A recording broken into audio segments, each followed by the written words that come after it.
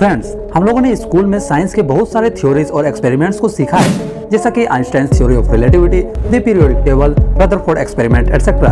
लेकिन साइंस जो है वो स्कूल और कॉलेज तक सीमित नहीं है, क्योंकि जो साइंस हमें स्कूल और कॉलेज में सिखाया जाता है उसके बियॉन्ड भी ऐसे साइंस है जो आज तक हमें स्कूल और कॉलेज में नहीं सिखाया गया और ना ही हम लोगों ने जानने की कोशिश की। तो आज हम लोग कुछ ऐसे साइंस को सीखेंगे जो हमें स्कूल में नहीं सिखाया गया होगा। दोस्तों, क्या आपने कभी सोचा है हम लोगों को स्कूल टाइम साइंस में उतना इंटरेस्ट क्यों नहीं था, या फिर साइंस पढ़ते टाइम कभी कभी बोरिंग क्यों लगता था? ऐसा इसलिए क्योंकि हमें साइंस को सिखाया कम, रटाया ज्यादा जाता था। हम साइंस को मार्क्स लाने के लिए पढ़ते थे। दोस्तों, ये हमारे चैनल के अमेजिंग रैंडम फैक्ट्स का पहला एपिसोड है। तो आज आप लोग अमेजिंग साइंस फैक्ट्स को जानोगे, जिसके बाद आपके मुंह से एक ही सेंटेंस निकलेगा, how is this possible. Fact number 10, एक फूटा अंडा जमीन पर गिर जाए तो बड़ा झमेला होता है, और अगर आपके सिर पर कोई अंडा फोड़ दे तब जो स्मेल आपके सिर से आती है वो इतनी खराब होती है कि आपके सामने इंसान तो दूर मच्छर भी नहीं रहते।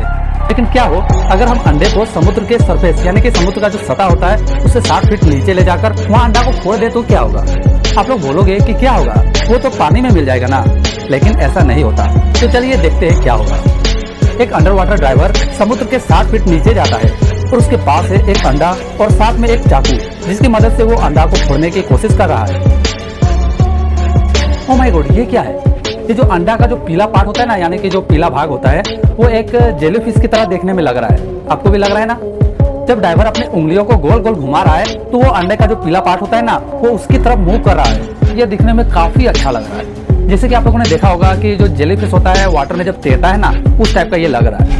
फैक्ट नंबर 9, क्या आपको पता है वाटर सेम टेम्परेचर पर बॉईल और फ्रीज कर सकता है? आप सोच रहे होंगे कि ये कैसे होता है भाई, वाटर का बॉइलिंग पॉइंट तो 100 डिग्री सेल्सियस होता है और इसकी फ्रीजिंग पॉइंट की बात करें तो वो 0 डिग्री सेल्सियस होता है। Then how is this possible? अगर आपको नहीं पता तो मैं आपको बता दूं कि इस फिनोमिना को ट्रिपल पॉइंट कहते हैं। ऐसा तब होता है जब प्रेशर और टेम्परेचर एक पॉइंट में होता है, जहाँ उस सब्सटेंस का तीनों phase solid, liquid and gas thermodynamic equilibrium में को एग्जिस्ट करता हो, तब ये पॉसिबल है, जैसे कि आप इस वीडियो में देख सकते हो। फैक्ट नंबर 8, ब्लैक होल के बारे में तो आपको पता ही होगा। अगर आपको नहीं पता तो आपकी जानकारी के लिए मैं आपको बता दूं कि ब्लैक होल स्पेस में वो जगह है जहां फिजिक्स का कोई रूल काम नहीं करता। मतलब यहाँ पर टाइम और प्लेस का कोई मतलब नहीं होता। इसका ग्रेविटी इतना स्ट्रॉन्ग होता है जिसकी आप कल्पना भी नहीं कर सकते। मतलब ये है कि इसके अंदर आप जो कुछ भी डालोगे वो बाहर नहीं निकलेगा। लेकिन क्या आपने कभी सोचा है क्या होगा जब ये ब्लैक होल इस तारा को निगल जाए? मतलब कि जो यहाँ पर तारा है और ये ब्लैक होल है, ये तारा को निगल जाए तब क्या होगा? तो चलिए नासा के इस वीडियो को देखते हैं। जैसे ही जो तारा होता है वो ब्लैक होल में घुस जाता है तो प्लाज्मा का एक विशाल जेट बाहर निकल जाता है, जो सैकड़ों प्रकाश वर्ष में फैला होता है। जॉन्स हॉपकिंस यूनिवर्सिटी के रिसर्चर सुवी गेजारी बताते हैं, जब ब्लैक होल के ग्रेविटेशनल फोर्स द्वारा तारे को चीर दिया जाता है तो तारे के कुछ पार्ट्स ब्लैक होल में गिर जाता है, जबकि उसका जो रेस्ट पार्ट होता है वो हाई स्पीड से बाहर निकाल दिया जाता है। फैक्ट नंबर 7, लेजर लाइट जो होता है वो तो आप लोगों ने देखा ही होगा, क्योंकि हम लोग जब छोटे थे तो इधर उधर मारा करते थे और बड़ा कूल लगता था। लेकिन क्या आपको पता है जो लेजर बीम यानी कि जिसे हम लेजर लाइट भी बोलते हैं, अगर उसको एक बोतल जिसमें कि पानी भरा होता है उसमें से पास करेंगे तो वो जो लेजर बीम है वो स्ट्रेट पास हो जाएगा। ये तो सभी को पता है। लेकिन अगर हम उस बोतल में एक छोटा सा होल कर देंगे जिसमें से उस बोतल का पानी बाहर निकलने लगेगा, और उस टाइम अगर हम लेजर बीम को उसके दूसरे एंड से उसकी तरफ मारेंगे, मतलब कि उस होल की तरफ मारेंगे, तो जो होगा वो आप वीडियो में देख ही सकते हो। कितना कमाल लग रहा है ना? पानी के साथ साथ लाइट भी बेंड हो रहा है। लेकिन ऐसा कैसे होता है? ये होता है टोटल इंटरनल रिफ्लेक्शन के कारण। When the light rays travel from a more optically denser medium to a less optically denser medium, then this phenomena is known as total internal reflection of light. इसके लिए दो requirement होती है। First of all, light को denser medium में होना चाहिए, और वो जो लाइट है ना वो लेस डेंस मीडियम की तरफ अप्रोच कर रहा हो, जैसे कि वाटर से एयर की तरफ। यानी कि इसमें वाटर हो गया डेंसर मीडियम और जो एयर है वो लेस डेंसर मीडियम है। सेकंड, लाइट को उस मीडियम बाउंड्री में हिट करना होगा जिसका एंगल किसी चीज से बड़ा हो, जिसे क्रिटिकल एंगल भी कहा जाता है, तब ऐसा पॉसिबल है, और आप वीडियो में देख ही सकते हो। फैक्ट नंबर 6, अगर मैं आपसे पूछूं कि अर्थ का जो ऑक्सीजन होता है वो कहाँ से आता है, मतलब कि जो हम लोग सांस लेते हैं, ऑक्सीजन से सांस लेते हैं ना, तो ये ऑक्सीजन कहाँ से आता है, यानी कि सबसे ज्यादा कहाँ से आता है? आपके दिमाग में सबसे पहला आंसर रेन फॉरेस्ट आया होगा, लेकिन ऐसा नहीं है। रेन फॉरेस्ट जो होता है वो अर्थ के ऑक्सीजन का सिर्फ 1/3 यानी कि 28% के लिए ही रिस्पॉन्सिबल होता है, लेकिन एटमॉस्फेयर का 70% ऑक्सीजन ओशियन से आता है, यानी कि ओशियन से प्रोड्यूस होता है। अब आप बोलोगे कि ऐसे कैसे, ओशियन से कैसे आएगा? अरे भाई, अभी मेरी बात खत्म नहीं हुई। ओशियन में जो मरीन प्लांट्स होते हैं ना, उससे आता है, और बाकी का जो 2% होता है वो अदर रिसोर्सेज से आता है। ओशियन जो होता है वो कुछ प्लांट्स के जरिए इस ऑक्सीजन को प्रोड्यूस करता है, जैसे कि फाइटोप्लैंक्टन। फैक्ट नंबर 5, दोस्तों आप लोगों ने इंसान को तो हंसते देखा ही होगा, लेकिन क्या आपने एनिमल्स को हंसते देखा? अरे यार, मैं इस वीडियो की बात नहीं कर रहा। क्या आपने चूहे को हंसते देखा है? तो चलिए मैं आपको दिखाता हूँ। नेशनल जियोग्राफिक ने इस चीज को प्रूव करके दिखाया है।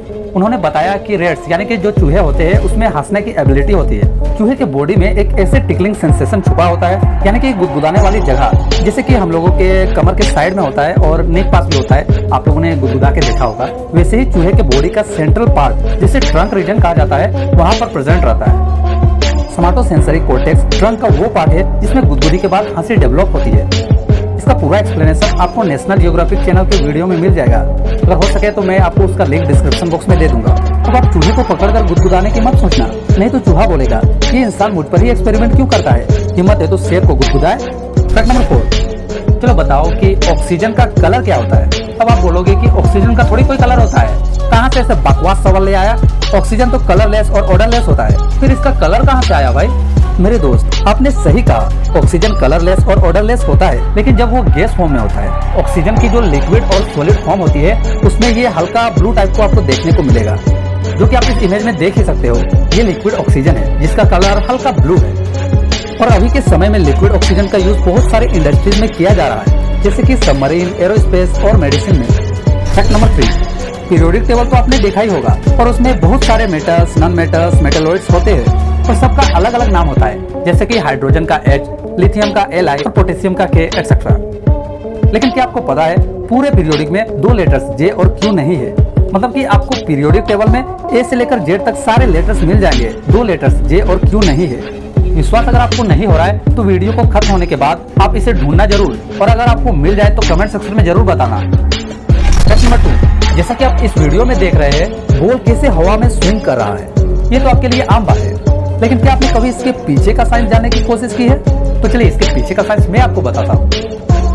ये मैग्नस इफेक्ट के कारण होता है। अकॉर्डिंग टू मैग्नस इफेक्ट, अगर कोई ऑब्जेक्ट हवा में स्पिन करेगा तो वो ऑब्जेक्ट हवा में लहराएगा, या फिर आप कह सकते हैं कि स्विंग करेगा, जैसा कि आप इस इमेज में देख रहे हैं। और ये हवा को चीरता हुआ आगे बढ़ रहा है और एयर का जो प्रेशर है इसको रोकने की कोशिश कर रहा है। ये जो बॉल है ये बैक स्पिन के कारण इसका निचला हिस्सा फॉरवर्ड मूव कर रहा है, तो इसका जो टॉप का हिस्सा है वो बैकवर्ड यानी कि पीछे की तरफ मूव कर रहा है। बॉल का टॉप वाला हिस्सा हवा के साथ मूव कर रहा है, जिसके कारण हवा बॉल के साथ मूव कर रहा है। इसी तरह बॉल का बॉटम साइड जो हवा का डायरेक्शन है वो बॉल के डायरेक्शन से ऑपोजिट और अगेंस्ट है। बॉल अब हवा को नीचे की ओर ढकेलने की कोशिश कर रहा है, जिसके कारण बॉल खुद को आगे ऊपर की ओर ढकेल रहा है, जिससे उसको हवा में रहने का एक्स्ट्रा टाइम मिल जाता है और थोड़ा एक्स्ट्रा डिस्टेंस तक फ्लाइट करता है।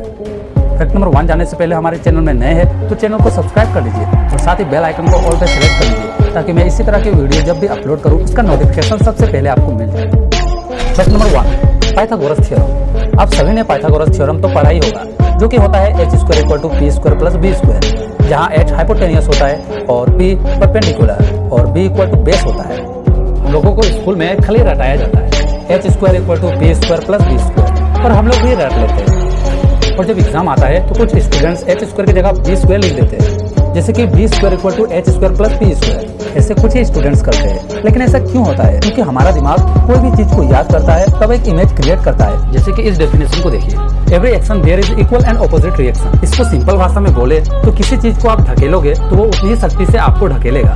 फॉर एग्जाम्पल दीवार। अब मैथ के पाइथागोरस थ्योरम की बात करें तो इसे जब तक आप प्रैक्टिकली ना देखें तब तक आपको समझ में नहीं आएगा। ये बात अलग है कि आप फॉर्मूला किसी तरह रट लेते हो या फिर याद कर लेते हो। चलिए इस एक्सपेरिमेंट को देखते हैं। इसे राइट एंगल ट्रायंगल की तरह बनाया गया है और इसके अंदर पानी को भर दिया गया है। जब इसे घुमाया जाता है तब हाइपोटेनियस वाली साइड में पानी भरने लगता है, जिसमें कि परपेंडिकुलर और बेस वाले साइड का पानी फेड होकर हाइपोटेनियस में भरने लगता है, जिससे हम ये समझ सकते हैं कि हाइपोटेनियस जो होता है वो परपेंडिकुलर का स्क्वायर और बेस का स्क्वायर को जोड़कर बनता है। अब आप समझे Pythagoras theorem. h² = p² + b²। दोबारा मत भूलना और अपने से जूनियर को जरूर बताना। फैक्ट नंबर 10, हम लोगों का एक कॉमन मिसकंसेप्शन यानी कि धारणा है कि जो वुमेन होती है वो मेन से ज्यादा बोलती है। हालांकि ये साइंटिफिकली कंफर्म नहीं है। यूनिवर्सिटी ऑफ एडिनबर्ग के एक स्टडी में ये साबित हुआ कि एवरेज टंग का जो लेंथ होता है यानी कि जीभ की जो लंबाई होती है वो औरतों का 7.9 सेंटीमीटर होता है, और जब मेंस की बात करें मतलब कि आदमी लोग का जो जीभ का लंबाई होता है वो 8.5 सेंटीमीटर होता है, यानी कि औरतों से ज्यादा। फैक्ट नंबर 9, दोस्तों गुदगुदी नाम सुनते ही बॉडी में गुदगुदी सी होने लगती है। आप लोगों ने भी किसी न किसी को गुदगुदाया होगा और अगर कोई हमें गुदगुदाए तो हमें बहुत ही ज्यादा हंसी आती है। पर दोस्तों फैक्ट ये है कि आप लोग जब खुद को गुदगुदाते हो तो आप लोगों को गुदगुदी क्यों नहीं लगती? आप लोगों में से बहुत कम ही लोगों को ये पता होगा या शायद ही आपने जानने की कोशिश की होगी, बट आज इस वीडियो में आप जानने वाले हो। दोस्तों लंदन के एक यूनिवर्सिटी कॉलेज में एक स्टडी हुआ और उसमें पाया गया कि जो हमारा ब्रेन का पार्ट होता है जिसे कि हम लोग सेरेब्रम कहते हैं, वो हमारे टिकलिंग सेंसेशन को प्रिडिक्ट कर लेता है। अब बहुत लोगों को टिकलिंग का मतलब नहीं पता है। तो दोस्तों टिकलिंग मीन्स गुदगुदाना। तो होता ये है कि जब हम खुद को टिकलिंग करते हैं यानी कि गुदगुदाते हैं तो ब्रेन को ये पता चल जाता है कि ससुरा ये जानबूझकर गुदगुदा रहा है, इसलिए ये बोलता है बेटा जितना गुदगुदा लो तुमको हंसी नहीं आने वाली। बट जब कोई और हमें गुदगुदाता है ना तो हमें गुदगुदी आने लगती है और ऐसा इसलिए होता है क्योंकि उस वक्त ब्रेन सरप्राइज हो जाता है और वो समझ नहीं पाता, जिसके कारण हमें गुदगुदी लगने लगती है। फैक्ट नंबर 8, आज के टाइम में यूट्यूब के बारे में किसको पता नहीं होगा? बच्चा हो या बूढ़ा सब यूट्यूब चलाते हैं, ये तो सभी को पता है। बट फैक्ट ये है कि यूट्यूब की स्थापना यानी कि फाउंडेड कब हुआ था? 14 फरवरी 2005 को।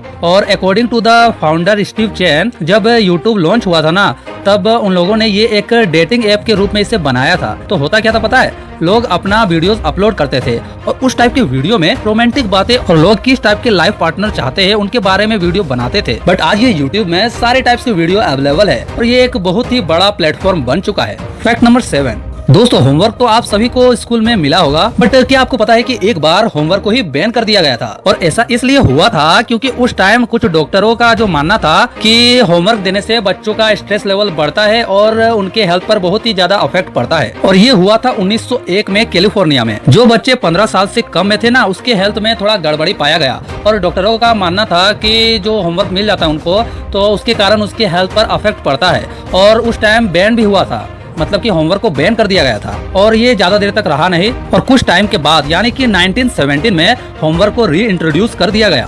फैक्ट नंबर 6, दोस्तों एफिल टावर का नाम तो आप लोगों ने सुना ही होगा, बट अगर मैं आपको बोलूं कि जो एफिल टावर होता है उसका हाइट बढ़ता है तो शायद आपका रिएक्शन कुछ ऐसा होगा। दोस्तों ऐसा इसलिए होता है क्योंकि समर सीजन यानी कि जो गर्मी के दिन होते हैं ना उस वक्त टेम्परेचर मतलब कि वहाँ पर 40 डिग्री सेल्सियस से ज्यादा बढ़ जाता है। दोस्तों अगर आप साइंस पढ़े होंगे तो आपको पता होगा कि जो भी मेटल मटेरियल होते हैं वो गर्मी के कारण यानी कि हीट के कारण एक्सपेंड होते हैं, जिसके कारण इसका हाइट बढ़ता है और गर्मी के समय में ये लगभग 17 सेंटीमीटर तक बढ़ जाता है। फैक्ट नंबर 5, क्या आप जानते हैं कि हमारा जो ब्रेन होता है वो सपने में न्यू फेस नहीं बनाता? मतलब कि हम लोग जो भी सपना देखते हैं उसमें नया फेस नहीं देखते हैं, वो किसी न किसी कारण हम लोग कभी देखे होते हैं जिसके कारण वो हमें सपना में आता है। न्यूरो साइंटिस्ट ये बिलीव करते हैं कि जो भी इंसान हमारे सपने में आता है उसे कभी न कभी हम देखे होते हैं या फिर मिले होते हैं। वो फेस या तो आपका दोस्त का हो सकता है या फिर आप जब रोड पर गुजर रहे होते हैं तब उस इंसान को आप पहले कभी देखे होते हैं और वही फेस आपके सपनों में आता है। फैक्ट नंबर 4, सैंड वाइपर एक ऐसा स्नेक है जो अपने आप को ऐसे छिपा लेता है जैसे कि आपको पता ही ना चले। ये स्नेक बालों में अपने पूरे बॉडी को हाइड कर लेता है और अचानक से अपने शिकार पर हमला करता है। फैक्ट नंबर 3, दोस्तों आपने मोनालिसा की पेंटिंग तो देखी होगी, बट क्या आपको पता है कि जो मोनालिसा की पेंटिंग है उसमें आईब्रो नहीं है? Fact number 2, statue of liberty का नाम तो आप लोगों ने सुना ही होगा, बट क्या आपको ये पता है कि जो स्टैचू ऑफ लिबर्टी है उसके ऊपर जो ताज है वहाँ पर आप सीढ़ी के द्वारा पहुँच सकते हो, जैसा कि ये फोटो में आपको दिख रहा है। दोस्तों फैक्ट नंबर 1 जाने से पहले अगर आप लोगों को ये वीडियो पसंद आया तो वीडियो को लाइक और ऐसे ही मजेदार वीडियोस के लिए हमारे चैनल को सब्सक्राइब जरूर कर लें। फैक्ट नंबर 1, आप लोगों ने बहुत सारे टीचर का नाम सुना होगा, लेकिन जिस टीचर की बात मैं आज करने वाला हूँ वो ट्राइंगल के एंगल को 0 करके आंसर निकालते हैं। और इतना ही नहीं, ये जो टीचर है ये CGL 5 बार निकाल चुके हैं। आदमी का एक बार नहीं निकलता, ये 5 बार निकाल के बैठ चुके हैं। ये टीचर गरीब स्टूडेंट्स की काफी हेल्प करते हैं और इस टीचर का नाम है अभिनव सर, फुल नेम अभिनव शर्मा। ये यूट्यूब पर फ्री मैथ्स पढ़ाते हैं। अगर आप लोग भी SSC की तैयारी कर रहे हैं तो आप इनके पास पढ़ सकते हैं। और हाँ, ये कोई प्रमोशनल वीडियो नहीं है। जो व्यूअर्स अभी SSC की तैयारी कर रहे हैं उनको एक बार तो इनका वीडियो देखना ही चाहिए। आई होप ये सारे ज्ञान प्राप्त करके आपको प्रसन्नता हुई होगी। नेक्स्ट वीडियो बहुत ही ज्यादा तगड़ी होने वाली है, तो तब तक के लिए चैनल को सब्सक्राइब कर लीजिए और हाँ बेल आइकन को ऑल पे सेट करना ना भूले ताकि अगला वीडियो में जब भी अपलोड करो उसका नोटिफिकेशन आपको पहले मिल जाए। दोस्तों आजकल हम लोग जितने भी मूवीज देखते हैं लगभग सभी में ग्रीन स्क्रीन का उपयोग किया जाता है। अगर आपको नहीं पता तो आपकी जानकारी के लिए मैं आपको बता दूं कि ये जो ग्रीन स्क्रीन होता है इसे शूटिंग करते समय इस्तेमाल किया जाता है, जिससे कि एक्टर्स के बैकग्राउंड को कोई भी बैकग्राउंड में एडजस्ट किया जा सके। तभी तो आपने देखा होगा कि हॉलीवुड मूवीज में बड़े बड़े बिल्डिंग्स में छलांग मारते हुए दिखाया जाता है और एक्चुअल में हमें भी लगता है कि ये रियल है, लेकिन ये सब ग्रीन स्क्रीन का कमाल है। एक्टर्स के बैकग्राउंड में ग्रीन पर्दा लगाया जाता है और वहाँ वे जंप करते हैं और बाद में एडिट करके उसे बिल्डिंग से सेट किया जाता है है। लेकिन आपके मन में एक सवाल होगा कि ग्रीन स्क्रीन का ही यूज क्यों करते हैं, ब्लैक, रेड या फिर येलो स्क्रीन का यूज क्यों नहीं करते। दोस्तों, ग्रीन स्क्रीन से पहले ब्लू स्क्रीन काफी पॉपुलर थी क्योंकि इसने सेल्यूलॉइड फिल्म के साथ अच्छा काम किया था। लेकिन आज ग्रीन स्क्रीन सबसे ज्यादा पॉपुलर है और इसका रीजन ये है कि ये किसी भी नेचुरल स्किन टोन या हेयर कलर से मैच नहीं खाता है, जिसका मतलब एक्टर्स का कोई भी पार्ट क्रोमा की से नहीं हटाया जा सकता, सिर्फ उसके बैकग्राउंड को चेंज किया जा सकता है। लेकिन आप लोगों का सवाल है कि अगर ग्रीन कपड़ा मूवी में दिखाना हो तो ग्रीन स्क्रीन का यूज कैसे करें, या फिर तब हम लोग ग्रीन स्क्रीन का यूज करें या ना करें। तो दोस्तों, उस कंडीशन में आपको ब्लू स्क्रीन का यूज करना होगा। तो दोस्तों, उस कंडीशन में फिल्म मेकर ब्लू स्क्रीन का यूज करते हैं और ब्लू स्क्रीन से भी बैकग्राउंड को हटाया जा सकता है। लेकिन कंडीशन ये है कि ब्लू स्क्रीन यूज करते समय लाइट्स अच्छी होनी चाहिए, क्योंकि ग्रीन कम लाइट में भी ज्यादा आसानी से एडिट हो जाती है। लेकिन ब्लू स्क्रीन के केस में ऐसा नहीं होता। ग्रीन स्क्रीन का बैकग्राउंड चेंज करने के लिए क्रोमा की का यूज किया जाता है। और दोस्तों, ग्रीन स्क्रीन के दो फायदे हैं। फर्स्ट, ऑन लोकेशन के बजाय ग्रीन स्क्रीन पर शूटिंग करने से समय की बचत होती है। जोड़ा गया बैकग्राउंड डिजिटली जनरेट होता है, टाइम तो बचाता ही है, लेकिन साथ ही ये बजट में भी थोड़ा कम पड़ता है। सेकंड, ऑन लोकेशन के बजाय स्टूडियो में फिल्म बनाने से एक चीज का बड़ा फायदा होता है, जैसे किसी लोकेशन पर शूटिंग करनी हो और मौसम खराब हो जाए तो ग्रीन स्क्रीन का यूज हम कर सकते हैं और बैकग्राउंड को चेंज करके सेम टू सेम वो बैकग्राउंड ला सकते हैं। दोस्तों, ये वीडियो अगर आपको अच्छा लगा तो वीडियो को लाइक जरूर कर ले और चैनल में नए हैं तो चैनल को जल्दी से सब्सक्राइब करिए।